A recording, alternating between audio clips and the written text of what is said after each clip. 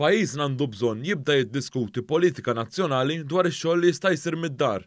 Dan intqal mill-Ministru fl-Uffiċċju tal-Prim Ministru Carmelo Abela waqt li kienet tieħu sehem f'webinar li ddiskuta l-iżvilupp sostenibbli. Il-Ministru Abela qal kif waħda mit-talimiet tal-pandemija kienet li jista' jkollok ħaddiema jaħdmu mid-dar bl-għażla tkun ukoll ta' min iħaddem. Dan wassal biex il-produttività tax-xogħol tibqa' l-istess u fl-istess waqt titnaqqas il-konġestjoni tat-traffiku fit-toroq.